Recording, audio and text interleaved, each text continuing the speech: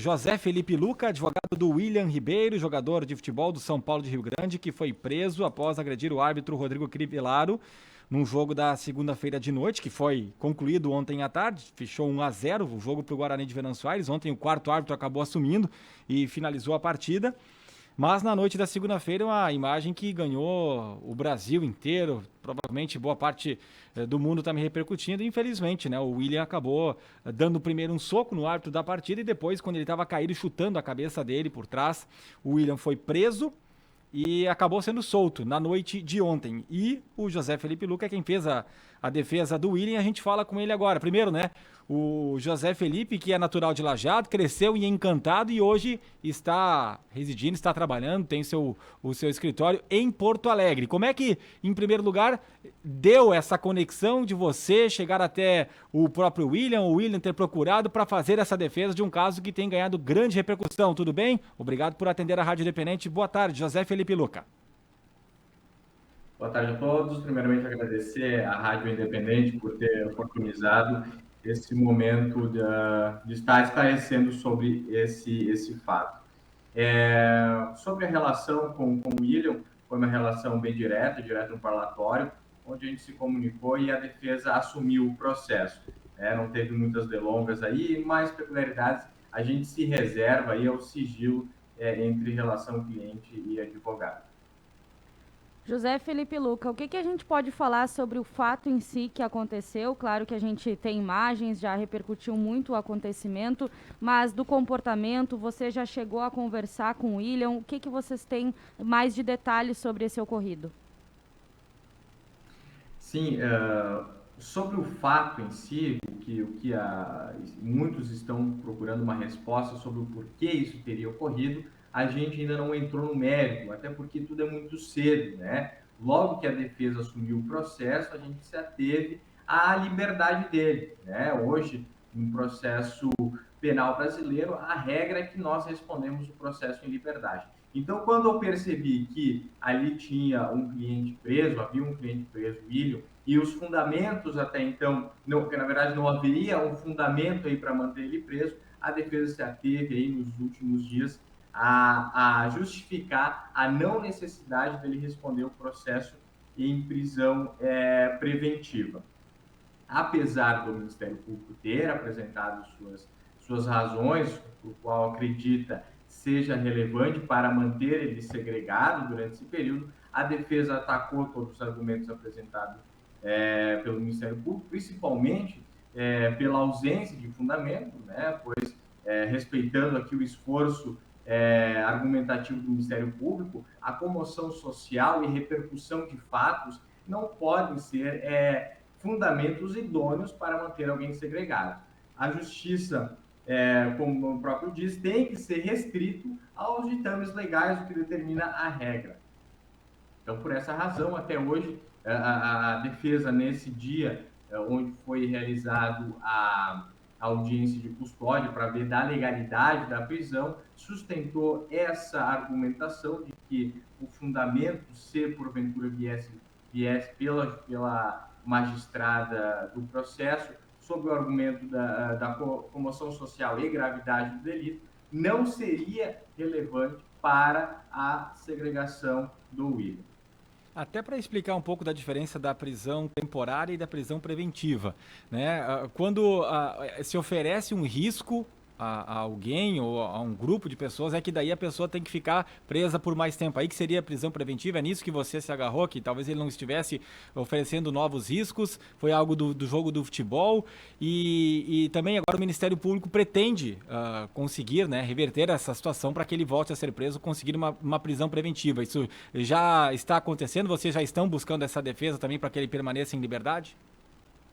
Sim, o William esteve preso aí por um período de em torno de 24 horas em razão do flagrante do delito, né? Ele estava em flagrante logo após ter cometido o delito, a autoridade policial segregou ele. Aí, para determinar se ele iria permanecer ou não segregado, aí tem as possibilidades de prisão temporária ou decretação da prisão preventiva. A prisão preventiva não tem um prazo legal para o quanto tempo ele iria ficar segregado, mas as razões que poderiam ser justificado uma prisão preventiva durante a instrução processual seria se houvesse aí indícios de que ele viesse a causar um mal-estar à ordem pública, ou se ele viesse a reiterar o delito, se tivesse ameaça a testemunhas ou ameaça de que iria, por exemplo, se impor contra o árbitro novamente, o que não existe, né? Muito bem fundamentou a magistrada de Venâncio Aires quando disse que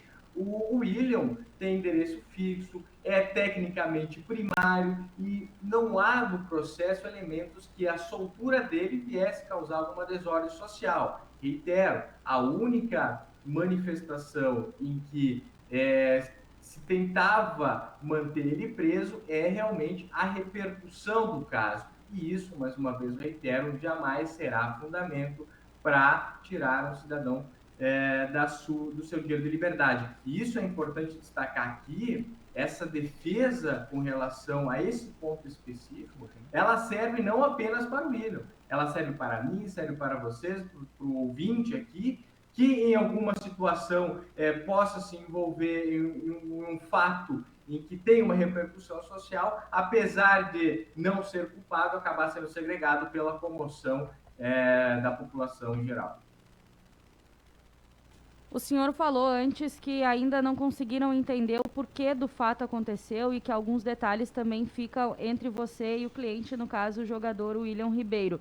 Mas já teve alguma conversa com ele, até para entender o antes, porque a gente tem vídeos aí, a imagem que circulou muito do momento da agressão com o árbitro já no chão. O que se aconteceu antes desse episódio, o senhor já tem algum conhecimento? Não entrei no mérito desse fato com o William, né? Mais uma vez, reiterando que foi tudo muito rápido, né? Aconteceu, tive a entrevista com ele, logo na sequência nós tivemos audiência de custódia, tivemos conhecimento do processo, mas o que se percebe aí nesse fato é que de maneira alguma o William saiu de casa daquele dia, ou melhor, foi a campo aquele dia para matar o árbitro, assim como o delegado de polícia e o Ministério Público sustentam. Isso soa absurdo, um argumento deste tipo, digamos assim.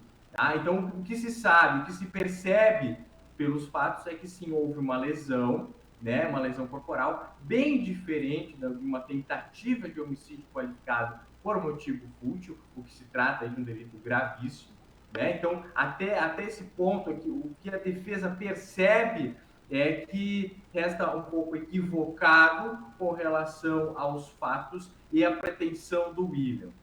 Certo. Para a gente encerrar, José Felipe Luca, advogado do jogador William Ribeiro, que foi preso após agredir o árbitro no jogo de Venâncio Aires, o Rodrigo Crivellaro. Ele não quis falar no seu depoimento à polícia. Como é que você sentiu ele? Abatido, arrependido, uma pessoa que está querendo rever alguma coisa ou indiferente àquilo que aconteceu, a repercussão do fato, e você fala que ele é réu primário, né? Mas se tem informações de outros casos, até de agressão recente aí por um torcedor no jogo contra o próprio Lajadense lá em Rio Grande, teve outras confusões também com membros de outras equipes, com outra arbitragem, isso você também imagina que pode pesar em uma futura decisão? Com relação ao estado emocional dele, obviamente está muito abalado, né? É perceptível o arrependimento e destaco aqui, o arrependimento dele é perceptível logo após o fato, lá dentro em campo, logo após o chute, percebe-se que ele se dá conta em um lapso temporal do que ele fez e logo recua, até porque ele tinha a possibilidade de estar dando mais chutes, digamos assim, contra o árbitro, se ele tivesse a intenção mesmo de concluir a empreitada dele de um homicídio. Então, logo ali no fato a gente percebe um arrependimento e que um estado emocional deprimido, por óbvio, né? Estamos falando do trabalho dele, um jovem de 30 anos que tem aí 15 anos de carreira como jogador de futebol e que com certeza está muito abalado. Com relação aos procedimentos policiais anteriores a esse fato, a defesa não teve acesso a esses procedimentos, até porque já foram todos, salvo enganos, resolvidos, né? Esses processos, esses procedimentos policiais, digamos assim, porque procedimento policial, o que é? Qualquer um pode ir até a autoridade policial e narrar um fato. Agora, se esse fato vai se desenvolver em um processo judicial, uma condenação, é outra coisa. Então, do que eu tenho conhecimento, os procedimentos policiais onde tem o nome do William, nenhum teve uma sentença condenatória. E é aí que define se ele é primário ou não. Então, tecnicamente dizendo, o William é primário, pois todos esses procedimentos, notícias de inquérito policial, nenhum houve condenação até a presente data. Então, trabalhando aqui com essa ideia, onde o membro do Ministério Público, com todo respeito, também se manifestou muito, tentando justificar a necessidade da prisão dele, também não é aceitável, porque dentro do nosso direito penal brasileiro, a gente se defende de fato, né? Quem está sendo analisado aqui é o fato da agressão do árbitro, e não a pessoa do William, né? Então, para a gente aqui não está sendo negligente com todo o aparato legislativo que a gente tem, os nossos princípios, vejo que a sustentação dos outros procedimentos judiciais não vai ser suficiente para que o tribunal ou a juíza de Venâncio Soares mude a sua decisão e decrete a prisão preventiva. Pelo contrário, vejo a partir de agora que a magistrada, assim como trabalhou com excelência na audiência de segunda-feira, deve dar como resposta à comunidade um processo célere e sim garantir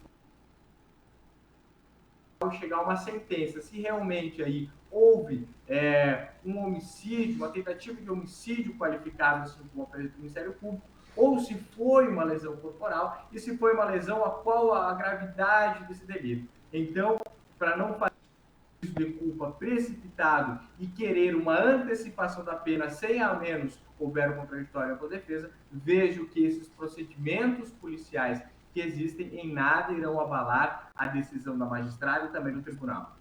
Ok, muito obrigado pela entrevista, uma boa semana, um bom trabalho pela frente. Muito obrigado pela Rádio Independente, aos ouvintes, forte abraço. José Felipe Luca.